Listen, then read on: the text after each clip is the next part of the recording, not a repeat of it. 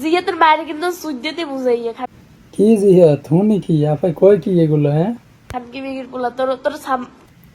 দেহ দি এখনো কথা হইলে এই কথা শোনা যায়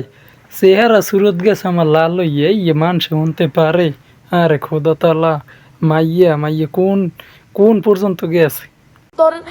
কি আমি কিন্তু গালিতে উনি কয় গালি দেওয়ার বাদ হইছে কি আমার একটু বুঝাইতে পারেন কয় গালি দেবে